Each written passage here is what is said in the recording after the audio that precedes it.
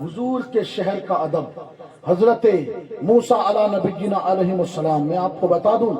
کہ حضور علیہ الصلوۃ والتسلیم کا جو شہر ہے یہ مدینہ ہے، لیکن کبھی ہم نے جانا کہ یہ مدینہ کب سے مدینہ؟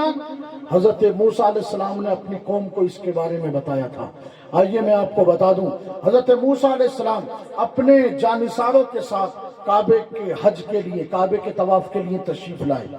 اور جب تشریف لائے کعبے کے ارکان منا اور عرفات میں سب ارکان مکمل کر کے اپنے ساتھیوں کے ساتھ ملک شام کا سفر شروع کر دیا۔ اور جب ملک شام کا سفر جب مکے سے شروع ہوتا ہے نا تو راستے میں مدینے کی منزل پڑتی ہے، سبحان اللہ۔ اب اپنے جانثار ساتھیوں کے ساتھ حضرت موسیٰ کلیم اللہ علیہ نبینا علیہ السلام اپنے جانثار ساتھیوں کے ساتھ ملک شام کا سفر شروع کر دیا۔ چلتے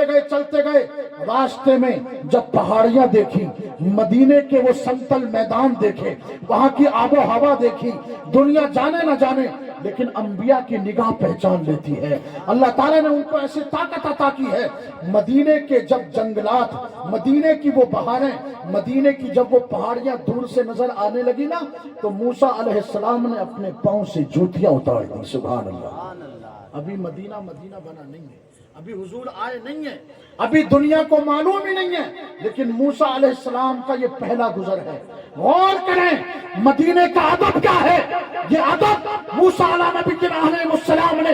اپنی امت کو دیا اور قیامت تک آنے والی قوموں کو دے دیا۔ اے لوگو، اگر تم باکمال اور خدا کی بارگاہ میں مقبول بننا چاہتے ہو تو تم اس کے پیارے حبیب صلی اللہ علیہ وسلم کے ادب اور ان کے غلام بن جانا، اس لیے کہ ان کی غلامی میں، ان کے قدموں میں بادشاہوں کے تاج پھلتے ہیں، ان کے قدموں میں زندگیاں بڑھتی ہیں، ان کے قدموں سے شفائیں پھلکتی ہیں، ان کے قدموں سے برکتیں اور رحمتیں برستی ہوئی نظر آتی ہیں۔ جب موسیٰ علیہ السلام نے دیکھا کہ یہ پہاڑ اور یہ دریا اور یہ میدان، یہ ہوا، پہچان گئے نبی ہیں، رسول ہیں، چپل اتار دیے، اور اتارنے کے بعد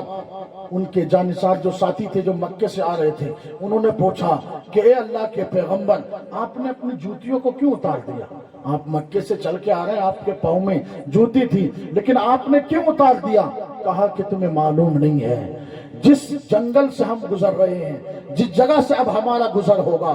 یہاں مدینہ کی وہ جگہ ہے، یہ مدینے کی وہ جگہ ہے جہاں آخری پیغمبر تشریف لانے والے ہیں۔ میں نے ان کے ادب کی خاطر اپنی جوتیوں کو اتار دیا ہے، میری محبت کو گوارا نہیں ہے جہاں امام الانبیاء تشریف لائے، میری محبت کو گوارا نہیں ہے کہ وہ پہن کے گزر جاؤں، وہاں جوتیاں پہن کر کے چلوں، یہ مجھے گوارا نہیں ہے۔ اللہ اکبر۔ حضرت موسیٰ علیہ السلام نے یہ پیغام دے دیا کہ جس جگہ حضور پاک علیہ الصلوۃ والتسلیم کی شہر کے ادب کا عالم یہ ہے، تو جس جگہ حضور لیٹے ہیں سب سے گنبد میں آرام فرما ہے، اس جگہ کے ادب اور احترام کا عالم کیا ہوگا، اس جگہ کے ادب اور احترام کا عالم کیا ہوگا۔ اس لیے میرے ساتھیو عزیزو، ابھی آپ نے سنا تھا اس شہر کو، اس جگہ کو یثرب کہتے تھے لوگ، یثرب کا مطلب بیماریوں کا شہر، لیکن حضور کے قدم جب پڑے تو حضور کے قدموں نے اس کو خاک شفا بنا دیا۔ اس مدینے کی مٹی کو خاک شفا اس لیے کہتے ہیں کہ یہ امام الانبیاء کے ہاتھوں نے اس مٹی کو خاک شفا بنا دیا ہے، اس مٹی کو عرش معلیٰ سے بھی اعلیٰ مرتبہ عطا کر دیا ہے، کیونکہ حضور پاک علیہ الصلوۃ والتسلیم کے قدم مبارک اس زمین کو نصیب ہو چکے ہیں۔